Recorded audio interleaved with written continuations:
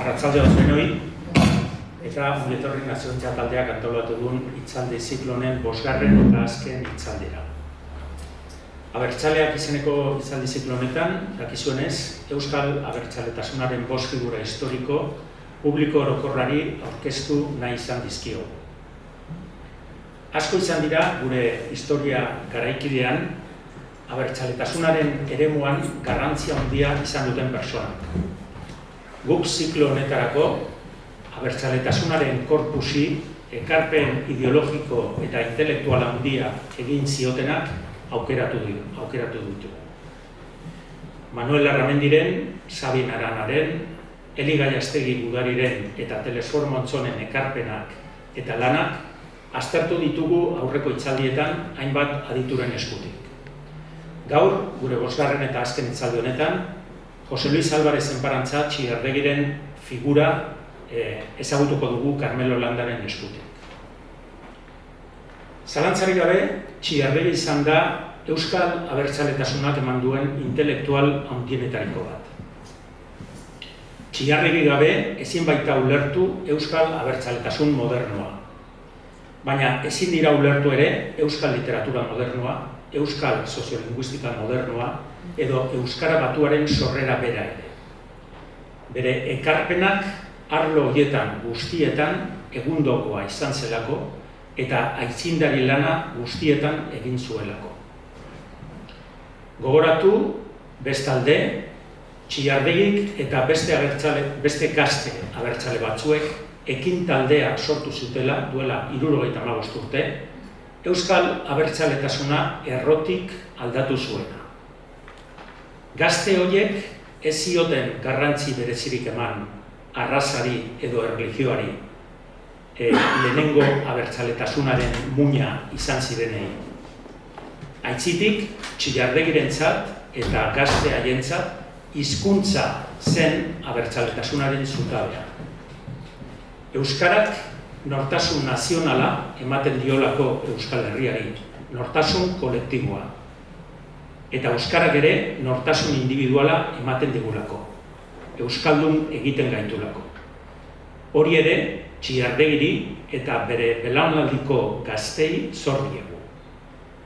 Horretaz guztietaz hitz egingo digu gure gaurko gonbidatuak Carmelo Landak. Carmeloren aurkezpen laburra egingo dizuet. Carmelo Landa Mendibe, Bizkaiko herrian jaio zen. Historia garaikidearen eta modernoaren lizentziaduna da, eta Euskal Herriko Unibertsitateko Gizarte eta Komunikazio Zientzien Fakultateko irakaslea izan da urte luzeetan, baita bertako dekano ordea ere. Herri Batasuneko Mahai Nazionaleko kidea, Parlamento Europarrean diputatu lehenik, eta gero Eusko Legebiltzarrean parlamentaria izan da. Europako Parlamentuan beste estaturik gabeko nazioen ordezkariekin harremanak egiteko aukera izan zuen. Azken 25 urteotan, 3 aldiz atxilotua eta espetxeratua izan da, Espainiako Auzitegi Nazionala eta Baltasar Garzón epaiaren aginduz. Nazio Batuen erakundea helegitea aurkeztu eta irabazizun, horrela kartzelatik askatzea lortuz. Hainbat urteetan Eusko Legebiltzarreko ordezkaria izan zen, Euskal Irrati Telebistako Administrazio Kontseiluan. Hainbat liburu idatzi ditu, besteak beste, duela gutxi argitara eman duen Bilbon dabil Gabriel Aresti saiakera. Carmelo nazioentzat taldeko kidea da, eta urte askotako militantzia politikoa partekatu zituen Txiardegirekin, eta beraz, esan dezakegu oso ondo ezagutzen duela gure gaurko personaia. Eskerrik asko, Carmelo, gaur gurekin egoteagatik, plazer handia izango da zure hitzaldian zutea, eta nahi duzunean. Mila esker, Josu Albero adizkideari eta naziogintzari lehenengo abertzaleak izeneko hitzaldi sorta. Oso interesgarri hau antolatzeagatik eta gero niri aukera emateagatik nori buruz da Txiardegiri buruz hitz egiteko hemen, niretzat ogore handia da bide batez agurtu behar dut Txiardegiren seme bat, Joseba Alvarez, Forkada hemen dagona, familiaren ordezkari ere bai, eta Josu gaipatu du lehen kurrikulum partikularrean 3 aldiz gartzelan egon izela egia da. Eta behin biok, Joseba eta biok, konpartitu genuen zer da karabantzeleko gartzela, gogoratzen duzu Joseba? Uste zure eta ere 3 aldiz egon zela, ez da gartzela? Esango nuke karabantzeleko gartzela hura agian gu biok itxi genuela, zehan digutxitara bota zuten. Eta goze greban egin genuen, han bertan egin genuen denbora guztia, ez da? Europatik ibili ondoren, beraz, eskerrik asko gaur etortzeagatik. Bueno, aurreko hitzaldi guztia jarraitu izan ditut hemen, da zuetariko batzuk ere bai, ikusten dudanez, eta benetan interesgarriak izan dira. Baina uste dut gaurkoa, neurri batean gailurra izan daitekela, zergatik eta Txiardegi beragatik, ez da, zergatik diodan hau. Bueno, abertzale guztiek ekarpen bat egin dute, ez da, dudarik gabe, eta ikusi dugu gainera progresio bat, hasi Edurne Alegriak hemen azaldu zuen Larramendiren kasua, ez da, Manuel Larramendirena, edo Aita Larramendi, esatez zitzaion bezala, eta jarraitu dudarik gabe, Xabier Irujok Sabina Aranari buruz emandakoa, eta gero Nerea Azurmendik ere Eli Gainastegi, eta azkenik Pako Zudupek Telesforo Monzon, ez da.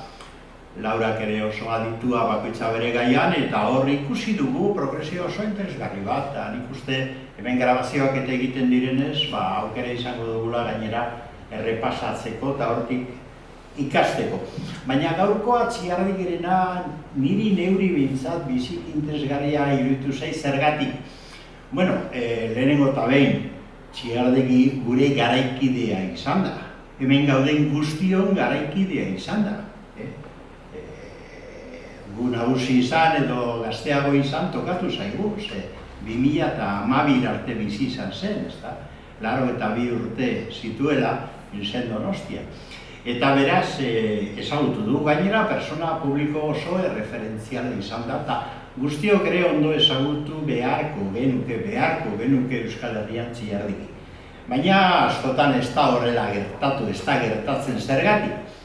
Gure beste aditu batek, ez da, beltzak esaten zuen, gure kasuan aztertu behar direla ondo kontingentzia eta testu ingurua esaten zuen berak. Zer da kontingentzia? Non bizi garen, non jaio izan garen eta zer garen Euskaldunok, ez da. Eta horrek asko mugatzen dut tamalez. Txiardegi Donostian jaio zen, Antigon, baina noiz jaio zen. Bera jaiota urte gutxitara, oso urte gutxitara,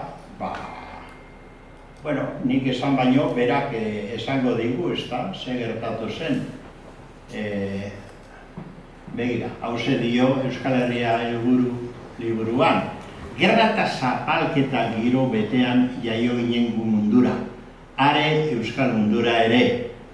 Edo zertaz konturatzeko gai izan orduko, geure kaleetan gora eta bera topatu bai genituen milizianoak, kapela gorriko mairuak eta bota martzialeko naziak. Naziak Donostian. Hori da, errealitate, hori da kontingentzia konkretua, ez da? Eta noski, gero etorri zen, eta gaur egun ere gauden bezala gaude, ez da? Orduan, noski, hor ezagutzan da transmisioan arazo handia ditu. Baita ere, Txiardegi bezalako pertsonaia handi bat gure artean dugunean ere, ez da?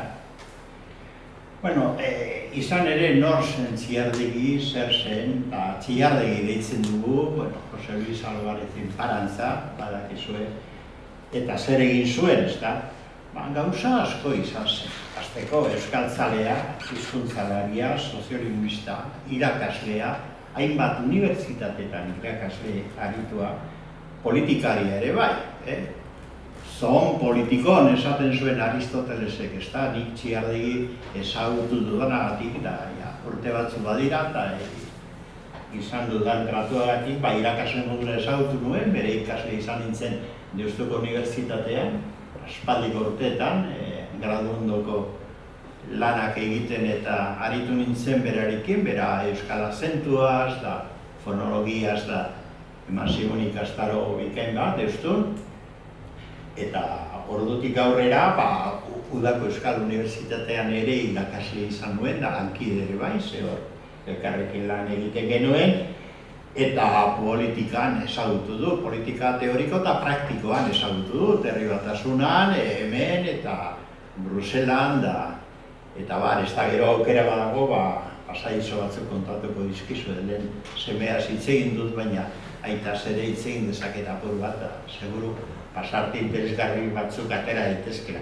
Bueno, politikari beraz, pentsalaria ere bai, pentsalaria, zentzu sakonean, gai filosofikoetan eta asko ez da, gero idazle, literaturgile, aleginak egin zituen urteetan zehar, novelak idazten batez ere, saiakerak ere bai, eta hor dago ez da, ingeniari izan zen, ingeniari zen, eta horrek ekarri du, bere ekarpena eman dio ere, harrigarria badere, soziolinguistikaren eremura, ez da, ekarri du, bere matematika ezagutza, eta zerbait egin du hor.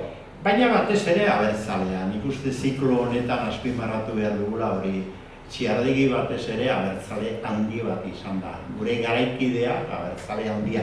Da beraz, merezi du bere ezagutza egitea, ez da? Euskal Herria helburu liburu horretan, hemen ikusten duzu referentzia, hortxe dator bere autobiografia moduko bat, baina autobiografia hori da bereziki politikoa, personala ere bai, baina bereziki pentsamendua ere asaltzen dut, oso liburu interesgarria da, zentzu horretan, ez da, dudarik gabe, gure Txiardegi. Bueno, nondik ikertu eta aztertu lehenengo Txiardegi?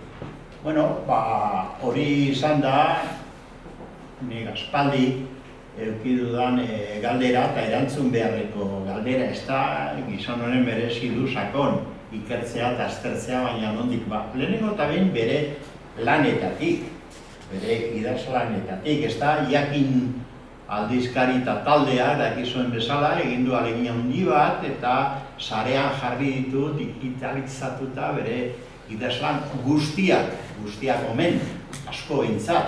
Eta hor, egundoko altzorra daukagu, ez da, 40 liburu, berak egindakoak, gero beste 177 liburutan edo parte hartu zuen, 1500 artikulutik gora, asko eta asko, garai desberdinetako, gai politiko, estrategiko, sakonak, euskararen ingurukoak,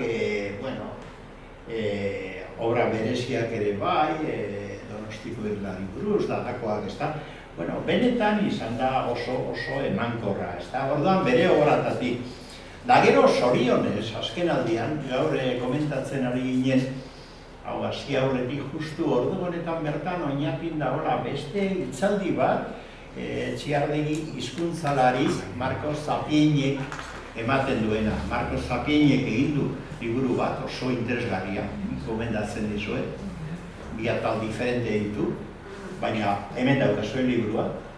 Txiardegi hizkuntzalari honen aurkezpena herrik herria ari da egiten, nik Bilbon ere entzunion, da orain oinatin dago justu ordu honetan, beraz.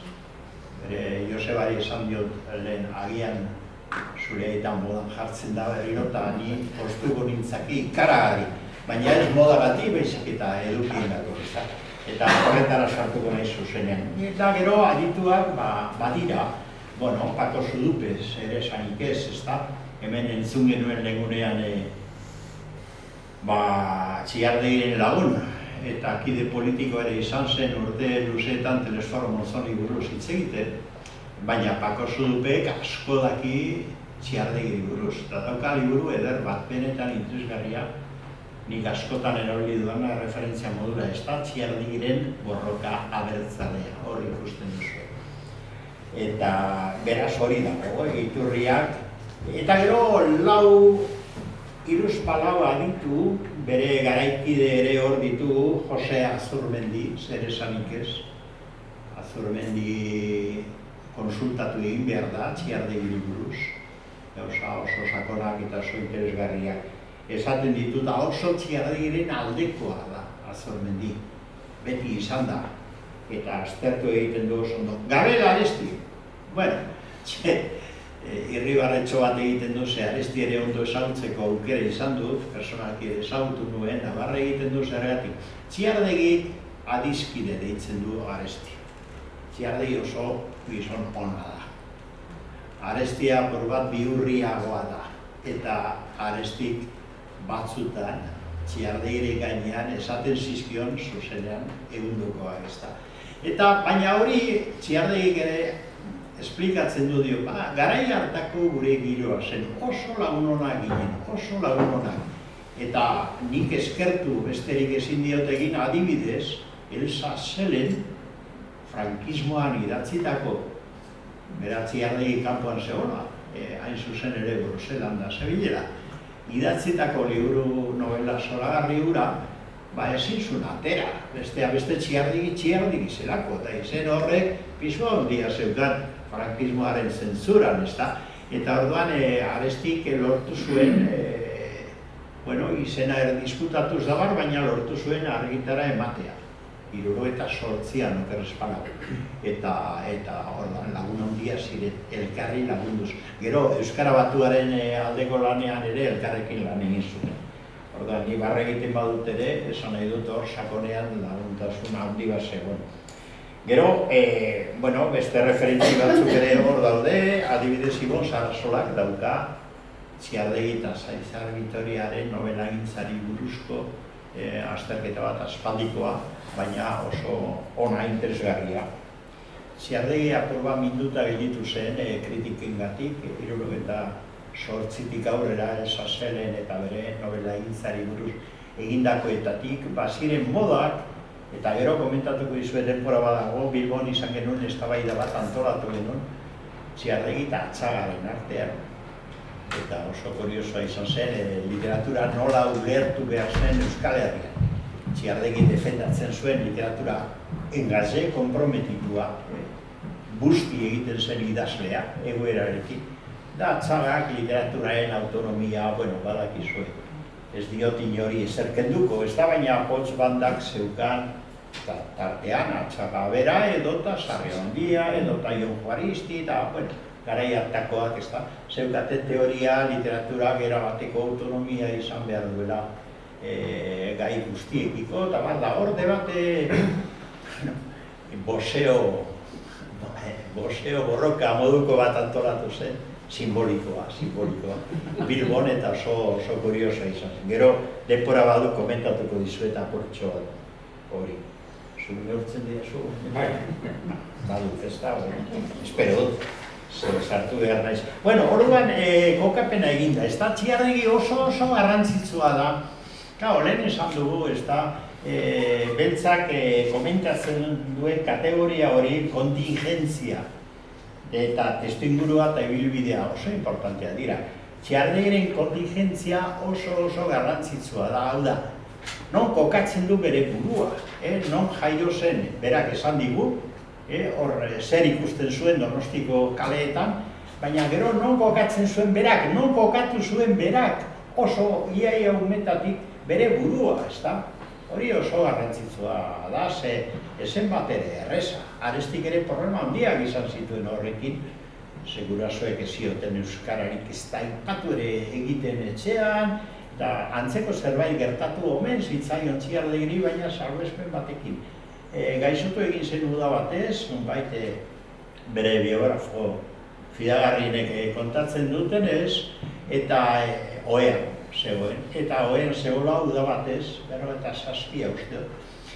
Amari entzuten zion euskaraz, eta esan zion amari, aizu, esan hitzoiek, eta kuaderno bat hartu eta saiatu zen bere autogramatika bat egiten euskaraena.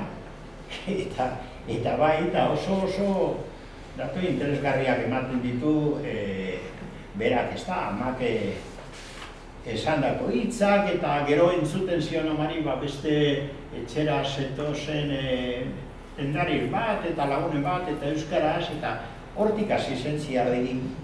Bere nia eta gua definitzen, hau oso importantea da. Zein da nia eta zein da gua, ezta? Familia bertatik, etxe eta ingurutik, ezta? Gero lagunak eta dizkideak, gero herria, gero euskaldunak, eta gero bera kontzeptu bat erabiltzen zuen burrukakideak, berarentzat oso importantea izan zen guren definizioan burrukakideak, ezta?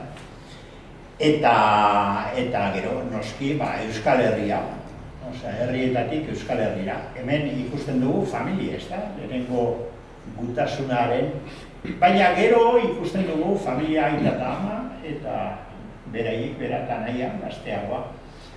Gero lagunak, hemen daukagu adibidez, hemengo batzuk ezagutuko duzuen, zuek utzi da zuen argazkia, Ganiz eta Helenaren eskontzakoa izango da, ezta?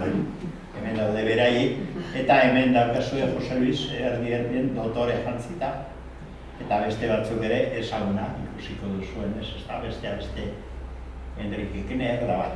Bueno, eta hemen beste referentzia bai, lagun giroa bai, baina politika giroa ere bai, ez dago oso zentratu, ez dago ikusten dut, baina ikusten da Zilardegi eta Telesormozon, hauek zigortuta zeuden, Ipar Euskal Herritik Frantzialdera behartu zituzten, da horre egon ziren elkarrekin, da gero daukagu hemen Jon eta Jose Luis, eta bere seme alabak, ez da.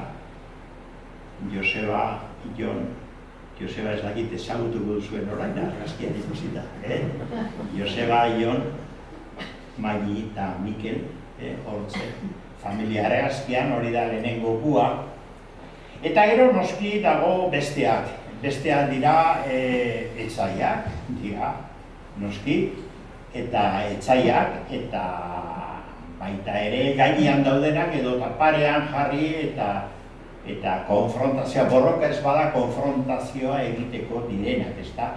Eta hor estatuak noski, Frantziar, Espainiar estatua dira besteak, gainean jarritakoak, hori Txiarrek oso argi ikusi zuen, baina baita Amerikarren kapitalismo, ezta? Kapitalismo amerikarra, eta horiei aurre egiteko kontrakoa, borrokalariak, eta borrokalarien, hau da, gatazka eta konfrontazioa hor nabarmen agertu ziren bere biografian hasieratik, ezta? Konfrontazio horretan hartu ditut irudi batzuk ordukoak eta oraingoak ere bai, zeren hor jarraitasun bat dago, jarraipen bat. Konfrontazioa argitu behar da, desberdintasun badago gatazka eta konfrontazioaren artean. Gatazka ia mugari gabea da, hau da, bitarteko guztiak erabiltzen dira eta erabil daitezke, ezta? Erabili behar dira batzutan gatazketan. Konfrontazioa izan daiteke dialektikoa eta hola Txilardegik asko egin zuen adibidez, ideologikoa, zientifikoa, kulturala, linguistikoa, hori guztia konfrontazioa da, ezta? Beraz, hor kokatzen da, elementu bi horien artean, eta gero gune politikoa daude, berak hautatu egiten ditu gune politikoak. Lehenengoa moduia naturalean atera zitzaion, Donostin lehenengo eta gero Bilbo inguruan, hau ez da behar bada oso ezaguna, baina lehenengo harreman politikoak berak 16-17 urte zituela EAJ-PNV-ko erresistentziarekin izan zituen Donostin. Panfleto batzuk banatzen, garai hartan frankismoak egiten zuen halako referendum bat, eta orduan, eta hortik komplikazio bat etorri zitzaio, gero atxilotu egin zuten, 50ean, da Martuten eman zuen gartzelan, lehenengo gartzelaldi bat, hilabete uste dut, eman zuela lehenengoa. Bueno, baina berak modu naturalean gero Bilbora joan, ikastera joan, eta hor modu naturalean talde politiko bat eratu zuten gero trascendentzia handia izan zuena. Eta hor PNV-tik gero ekinera eta gero etara, eta hor bide bat dago gune politikoetara. Eta gero gune politiko horietan konfrontazioa ere badago. PNV-rekin ere bai, lehenengo aliantza, baina gero konfrontazioa dago, ez da? Eta barruan ere bai, debatea dago, konfrontazioa dago, da bera, etatik bera eta talde bat irten egiten da. Konfrontazio, eztabaida ideologiko-politiko horren ondorioz.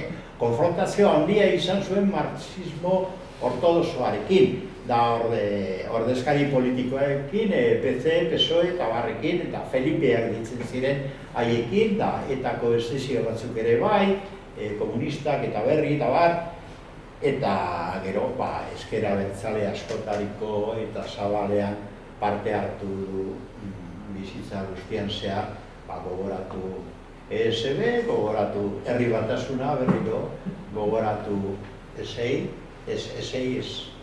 ESB bai, esan dut, Aralak, eta gogoratu azkenean, zirkunstantzia berezi bat, ANV, EAE, baina hori izan zen pantalla moduko bat ilegalizazioen kontra egiteko, ez da?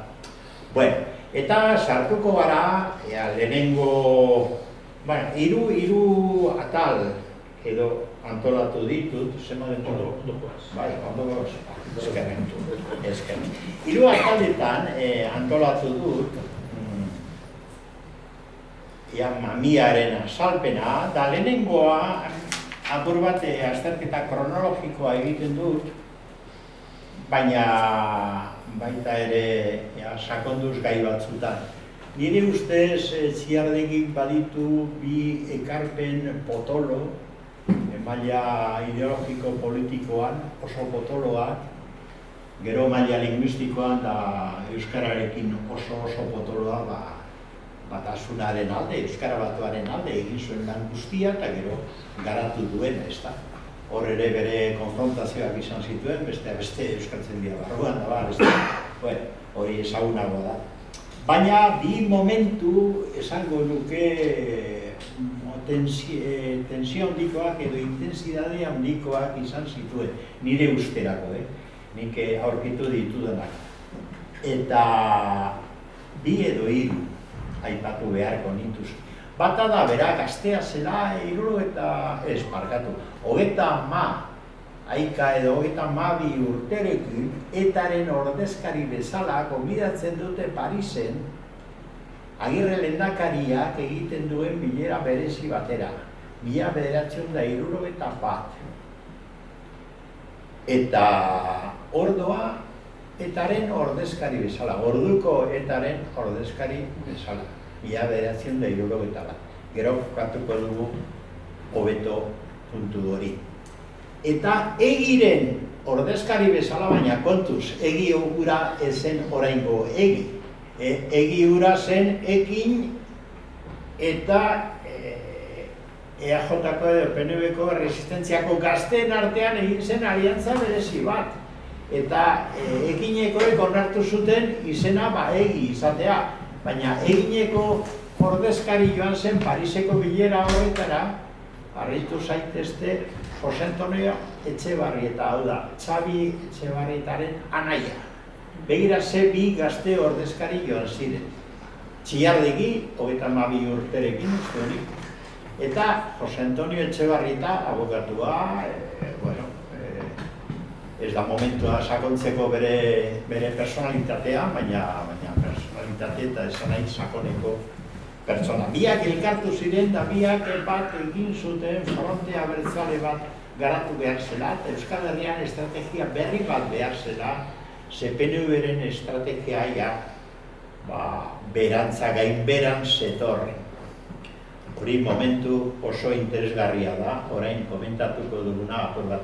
Bueno, lehenengo etapa hori, beraz da, Bilbon eta Donostin bizi izandakoa, eta justu 61 urtearen hasiera, bigarren gartzelaldia egin ondoren laburra martutenen, 2 hilabete, eta erabaki du berak alde egin behar duela hemendik, eta alde egiten du iparraldera lehenengo eta gero Parisera. Eta justu momentu horretan, nik izten dut hor lehenengo etapa bat. Bigarren etapa bat izango litzateke, bigarren garaia, 61-etik 1963-ra, non berriro iparraldera itzultzen den Parisen egon ondoren, Bruselan egon ondoren, Waterloon orain Puigdemont dago toki berean, egon, bueno, etxe berean ez, baina toki berean, atzerrian egon ondoren da bar, da bueltatzen da, lehenengo Burdeosera eta gero ja iparraldera ez da.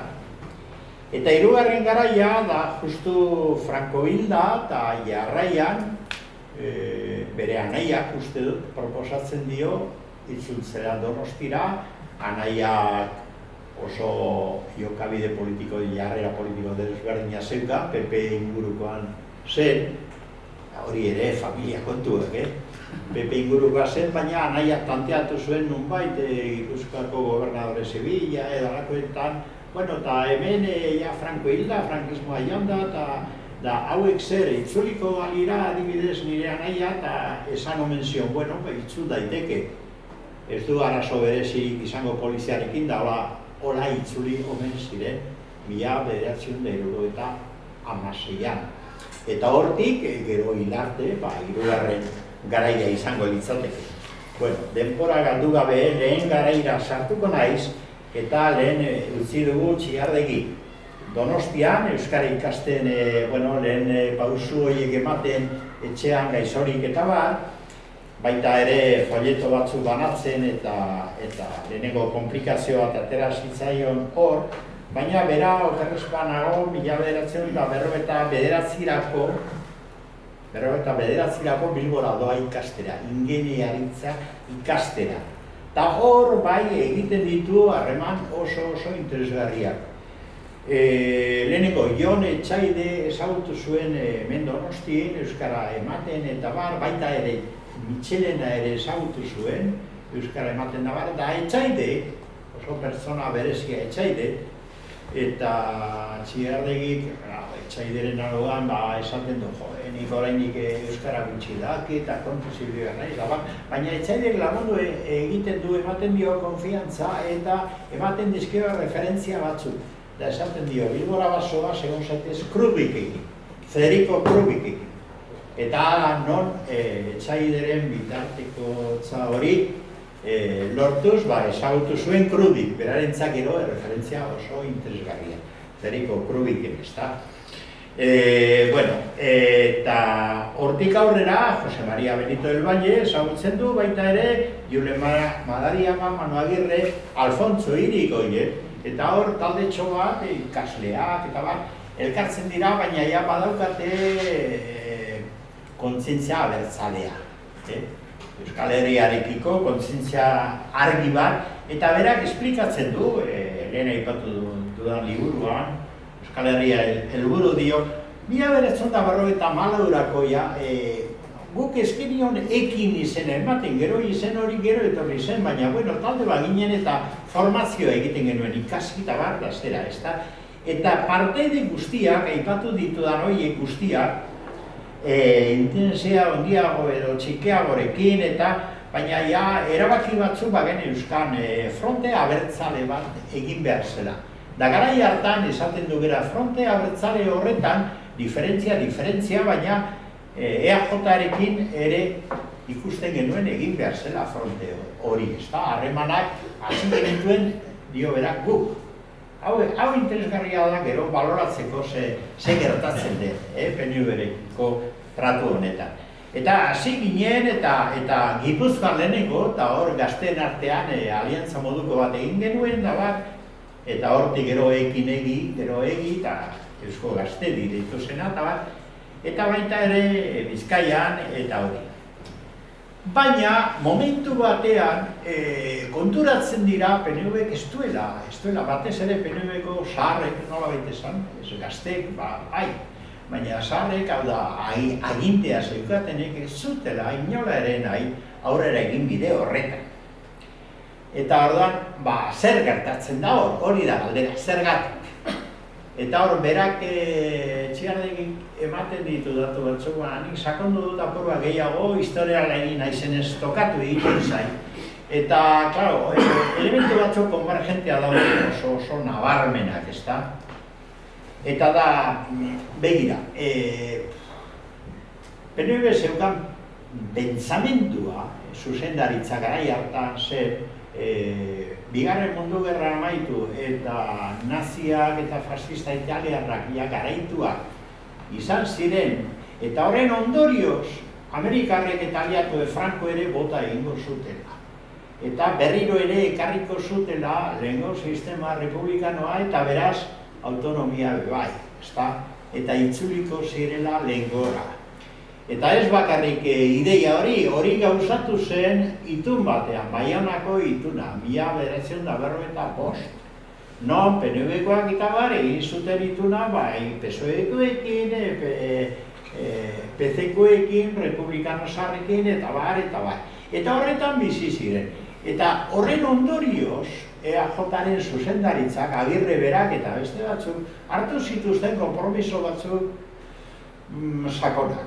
Estatu Batuetako gobernuarekin parte hartu, kolaboratu, FBI-rekin kolaboratu, eta bar. Eta hori do antikomunista bat garatu. Zergatik? Claro, Hitler da Mussolini tartetik kenduta, Amerikarrentzat, Ipar Amerikarrentzat alegia, da hemen dauka lehengusua eta berak baiestatu desestatu egingo ditau, Steve, baina Ipar Amerikarrentzat arazoa mundu mailan beste bat zen gerra hotza deitu zena. Zen batere hotza, oso beroa zen gerra hori. Sobiet Batasunaren proiektua zegoen, edatzen munduan, edatzen Europan, eta orduan hor gatazka, konfrontazioa eta gatazka zegoen. Eta orduan Amerikarren zer egin zuten, erabili eskura zeukaten guztia horretarako. Eskura zeukaten momentu batean PNV eta PNV kolaboratu egin zuen Nueva Yorken eta bar horrekin. Baina eskura eta askoz ere indartsuago zen frankismoa, bera. Ze antikomunista horik zer dago, Espainiako frankismoa baino. Orduan, konturatu ziren Amerikarrek eta beste batzuk, aliatu batzuk ere Europan. Gauzak realpolitik egin behar zutela eta gauzak aldatu behar zirela. Da hasi ziren jarrerak aldatzen. Da hori EAJ PNVek ordaindu zuten, garesti ordaindu zuten. Eta datu batzu bakarrik emango ditut. 1991an ikusten duzu hemen edifizio ederra hau, ezta? Bueno, edifizio ederra orain piperpotoarekin agertzen dena, lehenago zen Jaurlaritzaren egoitza ofiziala, Marceau kalean Parisen. Orduan, egoitza hori, Jose Antonio Agirre horre egoten zen, eta horre egiten ziren bilerak, eta bat Txiardegi bera ere behin egon zen, elkarrizketa bat egiten, bera eta beste bat, Jose Antonio Agirrerekin hor egoitza horretan, ez honetan ezia bestean. Bueno, egon ziren da, hor zegoen Jaurlaritza, baina Frantziako gobernuak 1951an erabaki zuen egoitza, frankismoa ez zela bakarrik, frankismoa gobernu egonkor bat zela, eta hori Espainiako gobernuari eman behar ziola. Eta ordan PNV-rek kendu eta eman zion Frankori egoitza, eta egoitza horretan okupatu egin zuten, enbajada egon zen, da gaur egun ere orain tratutan omen dabiltza, baina Cervantes Institutuaren egoitza da. Ez dakit aldatu duten edo ez. Epe badaukate, ez dakit orain. Cervantesek errenta ordaintzen du orain. Errenta ordaintzen. Baina egon daude. Promesa egin dute badakit, baina momentuz usteo piperpota hortze dago. Eta Cervantes Instituta, hori zen seinale bat, baina eske hori baino gehiago dago. Handik, 2 urtetara, Vatikanok orain modan dago berriro konkordatua sinatzen du Frankorekin. Eta babestu egiten du, hain justu ere Gurutzada santua egin zuen militarotea babestu egiten du konkordatuaren bidez. Eta urte berean, Estatu Batuek egiten dute lehen akordio militarra Frankorekin. Hori gertatu zen.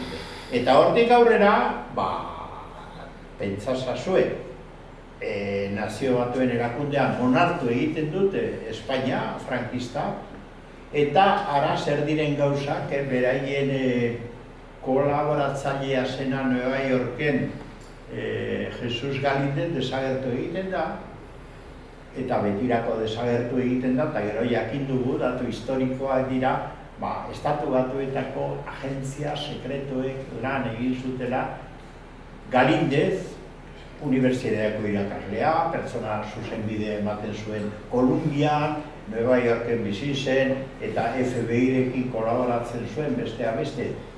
Agirre lehendakariaren Jaurlaritzak egindako akordioaren arabera komunismoaren kontra, baina ara non Amerikarrek zerbitzu sekretuek harrapatzen dute, baitu eta entregatzen dute Errepublika Dominikanera eta Trujillok desagertarazi egiten du. Orduan, horiek dira datu historikoa. Claro, pentsazazue, PNVek hartu behar zuen hau, hartu zuen bezala, bere estrategia guztiaren porrot ikaragarri bat. Eta hau gauzatzen da, guztiz borobildu egiten da, 1999an Eisenhower Madrilera doanean eta besarkada ematen dio Frankori, eta erabat asentatu egiten dira harremanak, base militarrak eta Espainiaren egoera. Bakarrik gelditzen zaio Espainiari helburu estrategikoetatik bat pendiente eta da Europar Batasunean sartzen. Hori Frankok ez zuen lortu, baina ondoren lortu zuten. Bueno, gauzak horrela, ulertuko denez, Bilboko gaztetxo haiek antolatu zuten lehenengo taldeaekin eta bere proiektua Fronte Abertzalea egiteko bere PNVek nahi ez zuena, baina testuinguru horretan PNV beratze egiten du, PNVren erresistentzia barruan erabat desartikulatu egiten da eta aldiz ekin bihurtzen da eta. Etaren sorrera gertatzen da, datu batzuk ematen ditu horri buruz, 1998an bilera bat egiten da Deban erabakitzen da, eta hura orduko eta zen, oraindik ez zegoen konfrontazio armaturik ez zer, eta lana batez ere politikoa, ideologikoa, ikastaroak antolatu, herriaren historia eta etorkizuna eta planteatu, eta Fronte Abertzale bat bultzatzeko alegin nagusia egin. 98an debatea dago, Txiardegi bera proposatzen ditu bi izen bata ata eta bestea eta aberrita askatasuna zen eta baina nunbait esaten dute, berak kontatzen du anekdota bezala.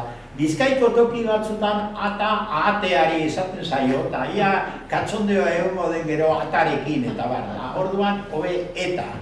Bueno, ni bizkaitarra naz, paitxa esaten diogu, ez diogu, ata esaten baina tira, nunbait esango zaio ata Txiardegi bintzat hori zeukan gordeta, erregistrata, ata.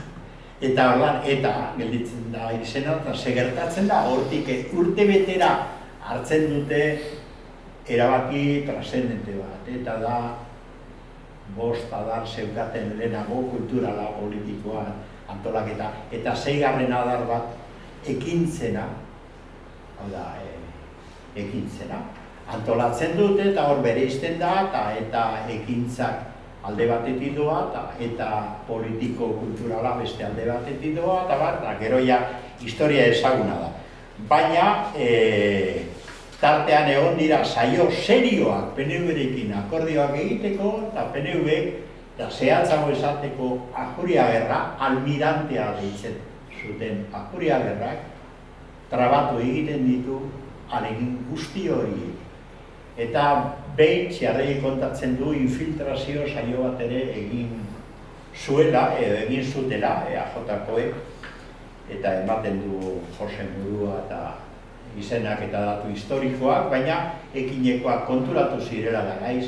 Eta hortik aurrera erabaki zutela, 1999 erabaki hartuta zegoen, erakunde hori batez ere ekintzena guztiz klandestinoa, guztiz impermeablea, ondo antolatua, eta izan behar zela, eta ekintzak hasiko ziren, gero hasi ziren bezala. Hor debate historiko badago, nondik hasi ziren, nor hasi zen. Nire ustez datuen arabera, estatua bera hasi zen. Eta 1991 martxoan, datu historikoa da, diskutatu egiten dute baina, Boluetako auzoan Bilboko sarreran prestatu zuten enboskada bat eta metraiatu zuten eta txikitu egin zuten Batarrita izeneko enpresario bat, Xabier Batarrita, 71. Oraindik ere etak ez zeukan inolako halako ekintzarik zergatik txikitu zuten, beraiek aitortu zuten, egundoko enboskada prestatu zuten, aitortu zuten, uste zutela kotxe horretan zijoazela eta formatzekotan ari ziren taldetxo bat. Gasteiztik Bilbora zetozela tartean Julen Madariaga aipatzen dute.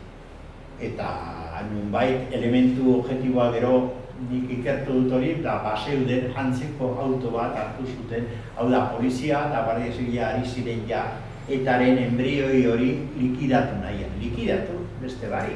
Eta saiatu ziren hori egiten da, likidatu zuten bakotzeak antzeko tasuna zeukalako Batarrita izeneko gizako bat, enpresario bat.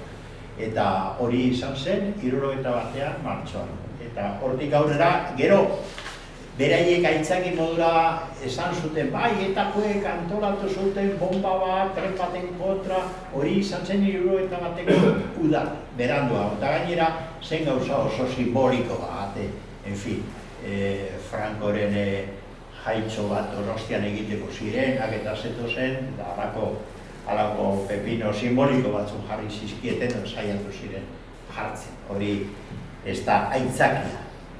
Gero urtea pasa behar izan ziren, dakizuen legez, Txabi Etxebarritaren eta gertazenik. Bueno, orduan, hor daukagu ekinen sorrera konjuntura historikoa bultzatu egiten du, PNV-ren estrategiak porrot egiten duen bitartean.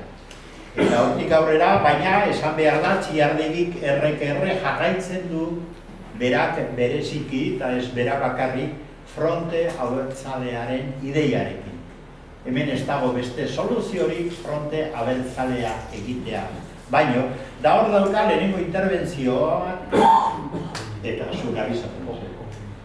20 minutu erditzen zekai. Bueno, sintetizatu egingo dut aporba gehiago. Bueno, hor dago Txiardegiren nire ustez lehenengo interbentzio oso interesgarria, magistrala ez esateagatik. Bueno, estrategiaren aipatu dugu hau, zelako porrota izan zuen, da nola. Eta Txiardegik, 71an, claro, 1970an, ez dakit nik beraien aurreko urteetako porrotak eragina izan duen edo ez, baina gazte oso gazte hiltzen da, nahiko gazte, 60 urte egin gabe, hiltzen da Jose Antonio Agirre, Paris. Orduan, horrek dakar garai baten bukaera eta estrategia baten porrota ere bai, dakarria konfirmazioa. Da hortik aurrera zer, nunbait deskontzerto kontu bat bazegoen EAJaren zuzendaritzan, da orduan deitu zuten bilera berezi bat, Jaurlaritzaren fundaziotik 25 urte pasatzen zirela eta Parisen egoitzan 1981an, Jaurlaritzaren egoitzan, ja ez lehenko egoitza galduta zeukaten, baizik eta beste egoitza baten, baina egiten dute, ezta? Eta hor deitzen dituzte lehen esan dut Txiardegi bera eta Jose Antonio Etxebarrita. Txiardegi doa etaren ordezkari, 71an. Da egiten du azterketa bat oso interesgarria, hauze. Literalki hauek bere esaldiak dira, Bueno, lehenengo interbentzioa egiten du euskaraz eta gero pasatzen da gaztelerara. Baina horretarako botatzen die egundoko bronkan daudenei, esateuten lotza ematen dit, nik danok hau euskaraz egin behar genuen, baina nola behartzen nauzue gaztelera erabiltzena hemen, bueno, izugarrizko bronka eta dio, euskaldunok etorkizunik badaukagu, euskara jarri behar dugu gure bizitzaren eta gure bizitza politikoaren ardatzean. Eta euskaraz egin behar dugu, eta ez, lotzagarria da hemen Frankoren hizkuntza bera, hola dio, literalki, egin behar izate euskaldunok atzerrian gaudenean da. Eta jarraituko dut gazteleraz, baina hau argi geldiberik, hola.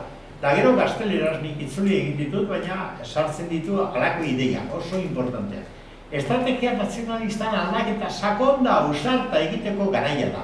Fronte abertzalea sortu. Pentsa, gertatu den guztiarekin, eta hau dio, ez da. Karlisten legitimismoari ezeskoa eman behar zaio. Espainiara errepublikanoen legitimismoari ezeskoa. Eta gaur egunerako estrategia euskalduna behar dugu. Honek dauka esplikazio historiko bat Txiardegi bera beste toki batzutan ematen duena, oso interesgarria, esaten du, bai, hemen abertzaleak asko izan gara. Baina sekula santan ez dugu lortu hemengo alderdi abertzale batek estrategia euskaldun propioa egitea. Beti ibili gara Espainiako proiektuetan sartuta. Karlistak Don Carlosekin. Pentsa, baina zer zen hori, monarkia espainiar bat.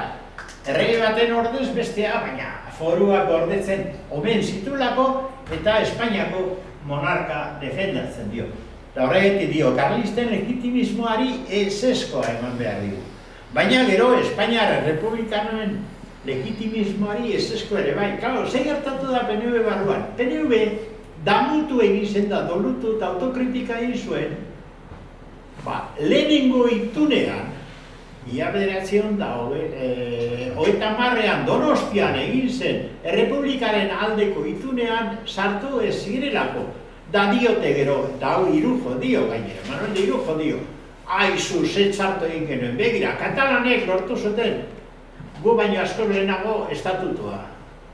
Eta guk sartu izan bagina estatutua lortuko genuen ere lehenago, eta ez gerran eta egoera apenagarri hartan bakarrik Gipuzkoako zati bat, Bizkaia eta bar, eta ja galzoian zegoen Euskadien estatutua lortu. Eta orduan aukera bat galdu genuen. Orduan orain ezin dugu galdu, eta sartuko gara sozialista, komunista, republikano eta inkluso anarkista batekin uste dut ituna egin, eta sartuko gara hor Baianako itunean. 1945ean, Bigarren Mundu Gerra amaitu eta hauek botako dute Franco, eta orduan berriro ere legitimidade republikano espainiarra eskatuko dugu eta hor izango dugu gure tokia. Da Txiardegi dio, hori amaitu da, ipuin hori amaitu da. Orduan, legitimidade republikano hori fuera. Eta gaur egin behar dugu, gaur egunerako eta hemendik aurrerako estrategia bat, euskalduna, Euskal Herrian zentratua, eta Euskal Herriko indarrekin, hau da, frontea, abertzalea. Da ere gehiago esaten dio, klaro, hau bindu egiten ditu honek, PNV-koa dio, Euskal Herria ezin da Espainiako itun politiko baten menpe egon. Gaur ditugun indar abertzaleak koordinatu behar ditugu, gaur ditugunak. Eta ez du aipatzen, EAJ, aipatzen ditu, Eusko Gaztedi eta Euskadi eta Askatasuna.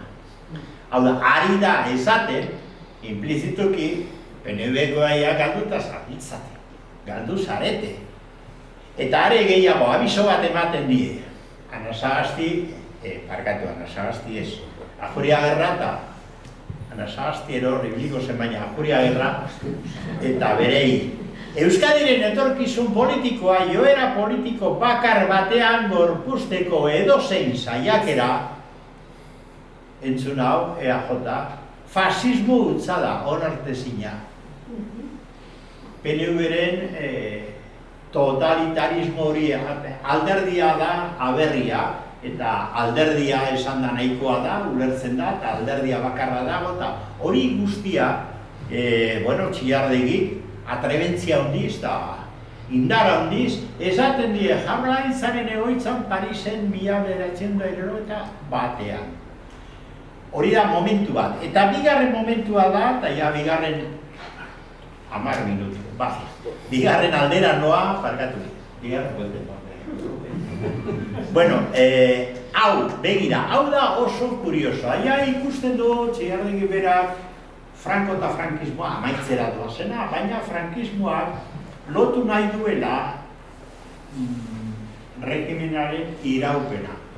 Eta horretarako aipatzen ditu gainera berak Borboia, orain errege emerito deitzen den hori, ezta? Eta Carrero Blanco.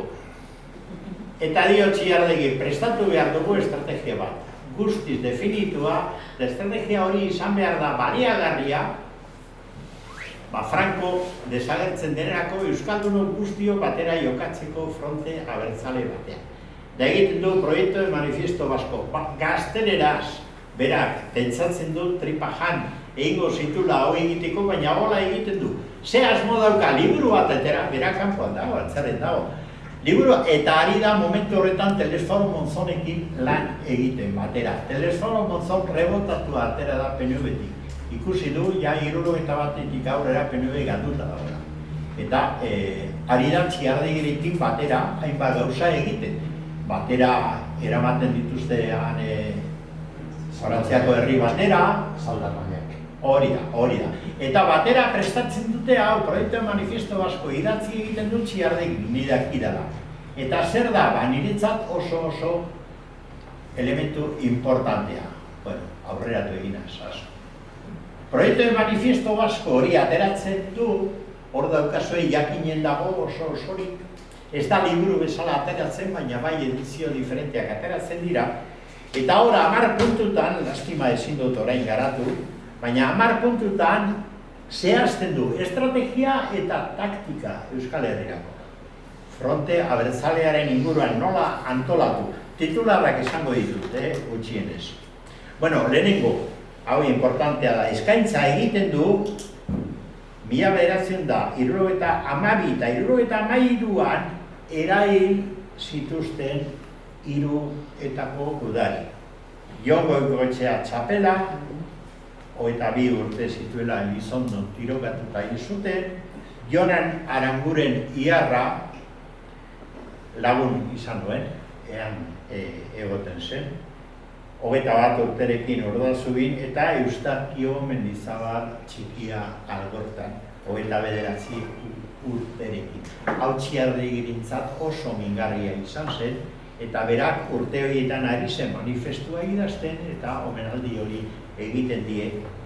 Naizta berak eta dakizuen legez utzi egin zuen urte batzu lehenago, divergentzia debate horretan ere ezin gara orain sartu, baina berak esaten zuen etaren zuzendaritza batez ere helburu politiko-kulturalek zuzendu behar zutela eta borroka armatua izan behar zela edozein kasutan elementu laguntzaile bat. Oso labur izan da, eta bera planteatzen du eta barruan fronte abertzalea finkatzeko bi adar egin behar zirela, bata marxista-leninista eta bestea sozialista-demokratiko.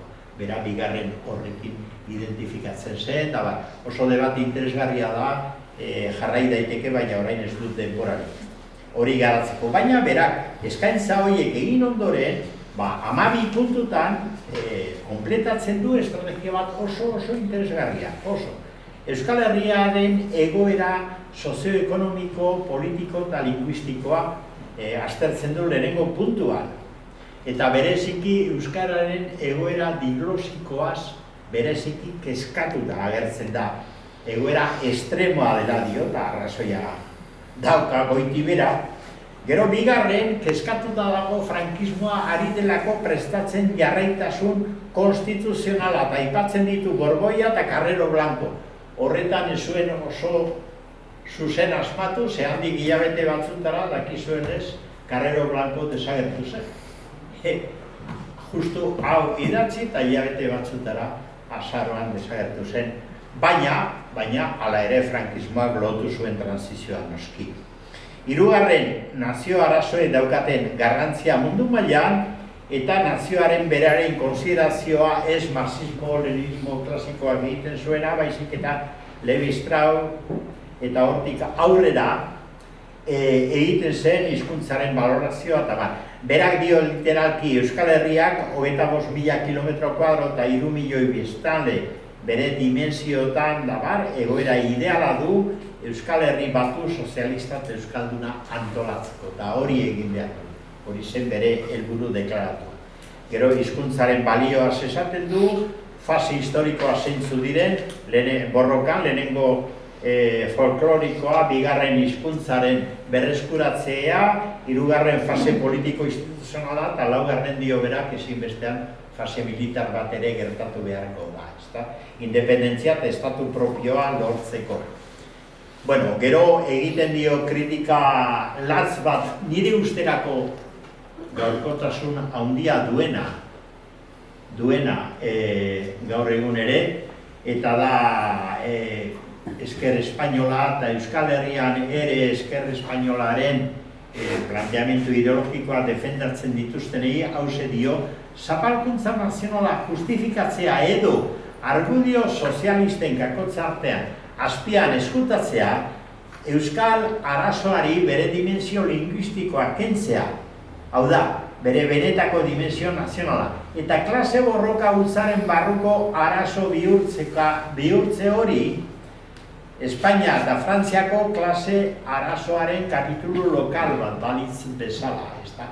Hori da egiten dion kritika garai hartako ezker Espainiar edota Felipeak Euskal Herrian postulado berbera zituztenak, eta gaur egun mutatiz mutatnik ekartzen badugu gure artean ere hildo bera ikusten ditugu. Bueno, nazio borroka beraz, lehentasuna eta ez klase borroka egon badago, baina nazio borroka ventilatu garbitu behar da lehenengo, eta berak dio gauza bat oso interesgarria gaur egunerako ere dio. Hemen kontradizio handi bat dago, nolanahi ere Euskal Herrian da, Ego Euskal Herria sari da bera hitz egiten, biztanleriaren borondate nazionala indartsua da. Jenteari galdetuta, jentean nahi du batetik bere burua euskaldun bezala identifikatu Euskal Herriarekin. Eta egoera soziologikoa bera baino indartsuagoa da borondate hori. Baina ez zaizkio bide politiko instituzionalak ematen hori gauzatzen. Hor dago kritika oso sakon bat. Garatu egin daitekena eta gero garatuko dugu gaur ez, baina sozial imperialismoaren oinarria beraz aztertzen ditu eta gero Euskal Fronte Nazionala defendatzen du eta Fronte Nazional horren ardatz nagusia Euskara bera. Euskarak berak, eta hor oso importantea da konzeptua, aldatu egiten du aranismoaren konzeptua, Euskara bera da nazioari zutabearen borrak ematen dion elementua. Bueno, Euskal estrategia hori zehazten du, oso interesgarria, dudarik gabe sakontzeko, eta hirugarren garaia apuruen gainetik pasako dut, zeren, zemadeko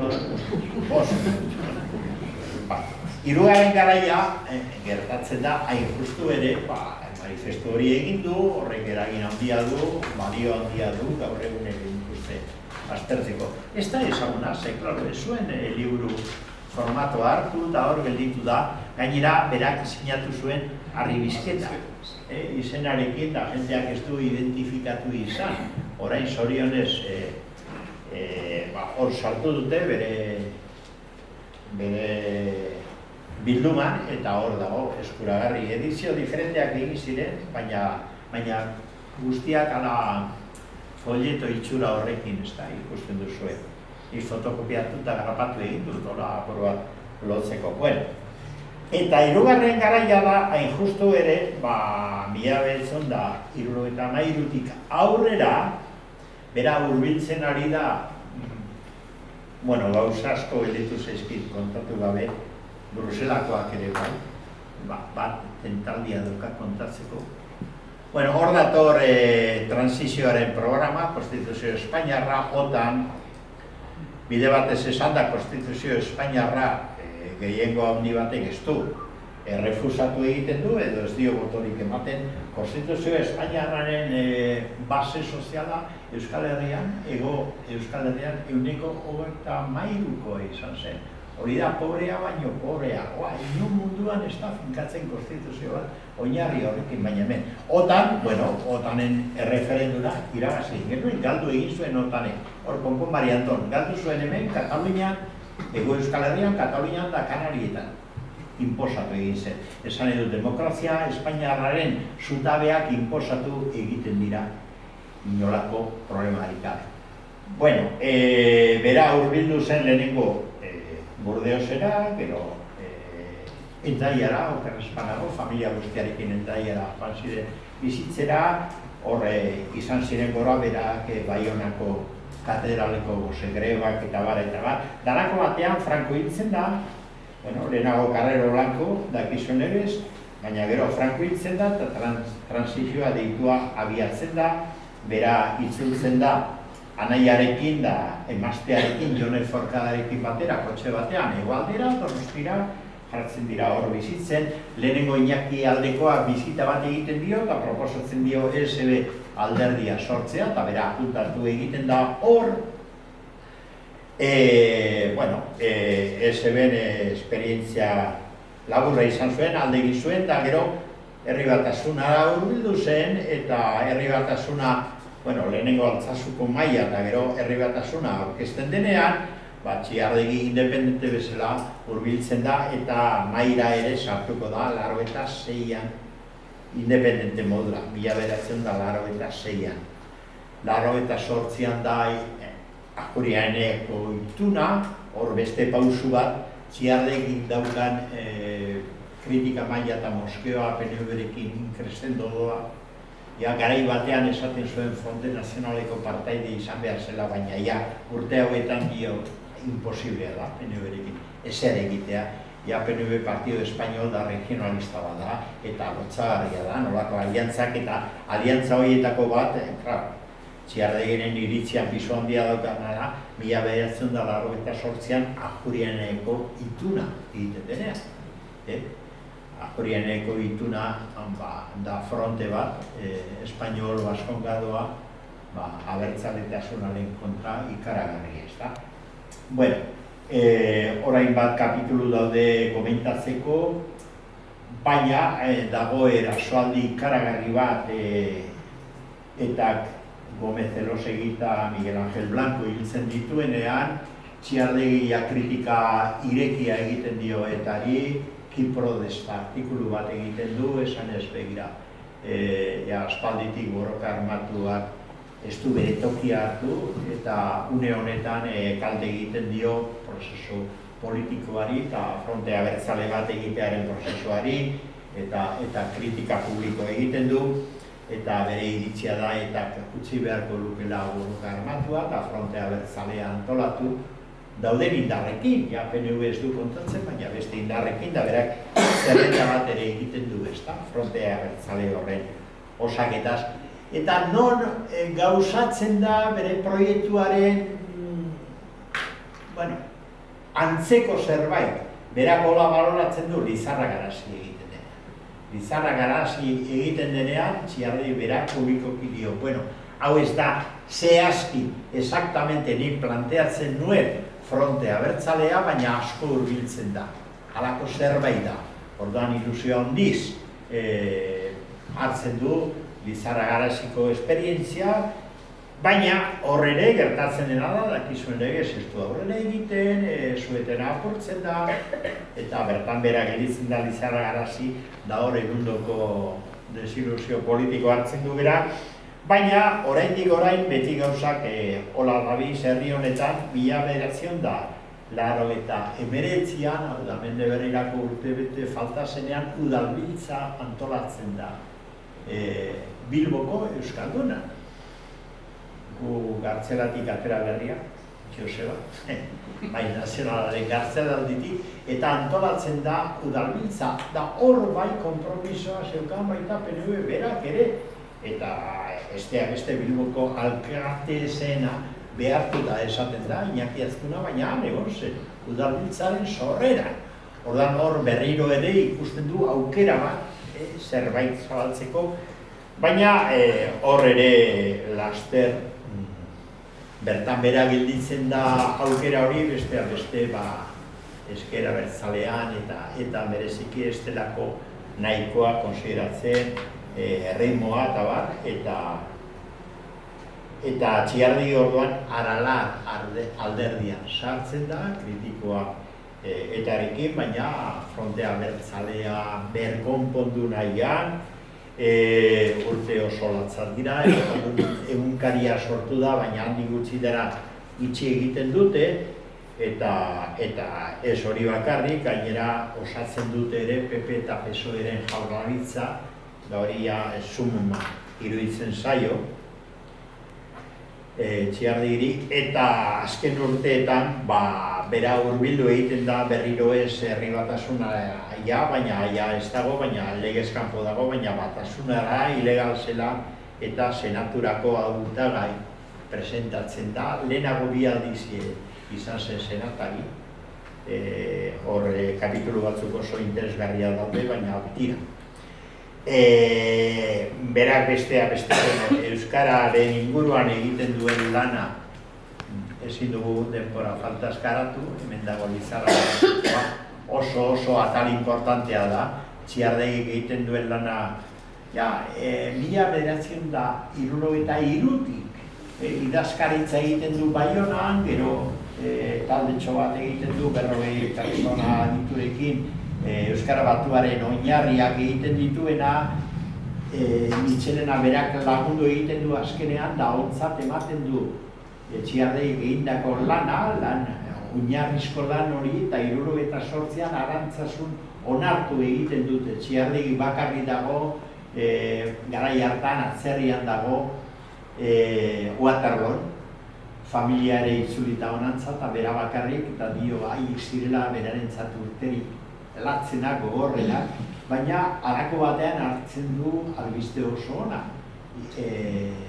Eibartik, Juanito, deitzen du, esanez, Euskaltzaindiak onartu egin duela Arantzasun beraiek egindako lana. Eta batasunerako oinarri hartuko dela, urte batzu lehenago, Baionan egin zuten Euskara Batuaren oinarrizko testu hori. Hori berarentzat oxigenoa da, bera oso posten da, da hor erabakitzen du beste gero eta gehiago hurbiltzera lehenengo Bordelera, gero iparraldera, Hendaiara eta gero hegoaldera, da egiten duen lana ikaragarria da Euskara Batuaren inguruan. Hain da hola hemen ikusiko duzuen, liburu batzuk agertzen dira Euskaltzaindiaren sinadurarekin, baina Txiardegik egina dira, adibidez Euskal Aditz Batua askok erabili genuena urte haietan, ikusten duzu Euskaltzaindia jartzen du azalean, gero barruan taulen prestatzailea Txiardegi. Osea, Txiardegik egiten du egundoko lana Euskaltzaindiaren izenean ere. Ez zuen korrespondentziarik izan, inondik inora gero Euskaltzaindia berearekin. Hori da beste kapitulu bat. Baina, gero, fonetika historika baska, Mitxelenaren nolabait esan Biblia zena, Txiardekin neurri batean, azentuaren gaian, garatu eta hobetu egin zuen. Hobetu. Txiardegik egiten duen Euskara Batuaren bigarren proiektua da, Euskara Batu idatzia fikatu da, nahiko ondo, Baionako gure lana hartu da oinarri, oso ondo, Krubiken iritziak hartu dira aintza, batez ere kultura eremuan, ez grafian, baina bai, kultura greko erromatarra hartzea oinarri, Euskara Berrirako eta ez asmatzea hau da, telefonoa izango da, ez urrutizkina, hori guzti hori oso ondo, baina orain falta da bigarren batasun uholdea, eta da fonologia, fonetika, prosodia, azentua, intonazioa, mundu ikusentzunezko munduan sartzen ari gara, eta ez daukagu Euskara prestatuak gaur egun, ez daukagu horretarako. Da Txiardegik arrazoia zuen, egundoko lana egiten du, azentua, fonologia, gramatika ere bai lehenago, egundoko lana, arloka, hizkuntzalaritza, hau nagusiki bere lan bada, Toledo eta beste batzukin, baina bere lana da. Eta horrez gain, berriro ere hartzen du literaturaren eremua.